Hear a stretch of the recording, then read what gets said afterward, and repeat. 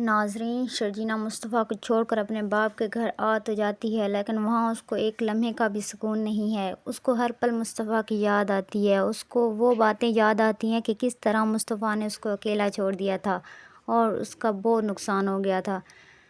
اس کا بچہ فوت ہو گیا۔ وہ صرف اور صرف مصطفیٰ کو قصوروار ٹھہراتی ہے کہ اسی کی وجہ سے یہ سب ہوا ہے۔ اگر وہ ایسا نہ کرتا تو کچھ بھی غلط نہ ہوتا۔ ناظرین، ہم ڈرامہ کبھی میں کبھی تم کی لاسٹ ایپیسوڈ کی بات کرتے ہیں کہ شرجینہ مصطفیٰ کے بغیر رہ بھی نہیں سکتی۔ اس کی یاد ہر وقت اس کو ستاتی ہے، لیکن وہ دوسری طرف اس کی وہ بری باتیں یاد کرتی ہے کہ اس نے اس کو کس طرح اکیلا چھوڑ دیا تھا۔ ناظرین، اس بات کی گواہ تو شرجینہ کی ماں بھی ہے۔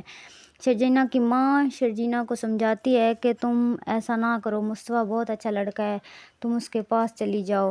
شرجینہ کہتی ہے کہ نہیں ماں، میں اس کے پاس نہیں جاؤں گی، اس کی اور میری سوچ میں زمین اور آسمان کا فرق ہے۔ اب مصطفیٰ وہ نہیں رہا جس سے میں نے محبت کی تھی۔ اب میرا اور اس کا کوئی بھی ناطہ نہیں رہا، میں اس کے ساتھ نہیں رہ سکتی۔ شرجینہ کی ماں کہتی ہے کہ پاگلوں والی باتیں نہ کرو، اس نے جو بھی کیا تمہارے لیے کیا اور آنے والے بچے کے لیے کیا تاکہ تم اچھی زندگی گزار سکو۔ شرجینہ کہتی ہے کہ ماں، میں نے تو کبھی اس سے کسی قسم کی ڈیمانڈ نہیں کی۔ شرجینہ کی ماں کہتی ہے کہ تم نے نہیں کی، لیکن اس کو تمہارا خیال تھا، تمہاری خوشیوں کا خیال تھا۔ وہ ایک پل بھی ہاسپٹل میں تمہارے سراہنے سے دور نہیں ہٹا۔ میں جانتی ہوں کہ اس نے پل پل کیسے گزارا ہے۔ وہ تم سے بہت محبت کرتا ہے۔ تم یہ سوچتی ہو کہ اس میں صرف اور صرف میرا نقصان ہوا ہے۔ نہیں، مصطفیٰ کا بھی ہوا ہے، وہ اس کا بھی بچہ تھا۔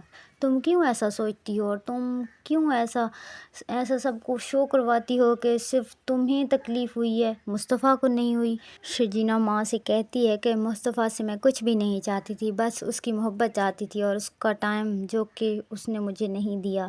پیسے کے پیچھے وہ مجھے بھول گیا۔ شرجینہ کی ماں بہت سمجھدار عورت ہے۔ وہ اس کو بار بار یہی سمجھاتی ہے کہ تم غلط کر رہی ہو، مصطفیٰ بہت اچھا لڑکا ہے، وہ ایک حادثہ تھا اور حادثوں کا الزام کسی کو نہیں دیتے۔ گزرا وقت پھر لوٹ کر نہیں آتا۔ وہ تم سے بہت زیادہ محبت کرتا ہے۔ اگر وہ تمہارے پاس ہوتا تو یہ حادثہ تب بھی ہو سکتا تھا۔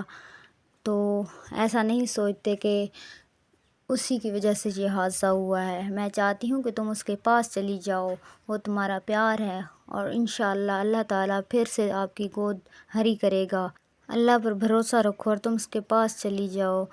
تو شرجینہ کہتی ہے کہ نہیں ماں، میں اس کے پاس نہیں جا سکتی۔ تو شرجینہ کی ماں کہتی ہے تم ایسا سوچتی ہو کہ میں اس کی باتیں نہیں بھلا پاؤں گی، لیکن یہ سب ایسا نہیں ہے۔ جب تم اس کے پاس جاؤ گی تو تمہیں پھر سے اس سے پیار ہونے لگ جائے گا اور وہ تم باتیں آہستہ آہستہ بھول جاؤ گی۔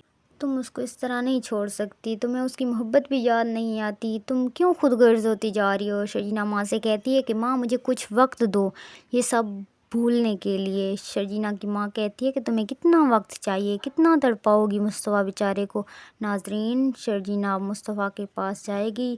یہ باتیں مصطفیٰ کی حالت بہت خراب ہو چکی ہے۔ وہ گھر جو اس نے شرجینہ کے لیے لیا تھا، اب مصطفیٰ جب اس میں جاتا ہے تو اس کو گھٹن فیل ہوتی ہے اور وہ بہت روتا ہے، میں نے کیا کیا ہے، میں نے اپنے پیار کو کھو دیا ہے۔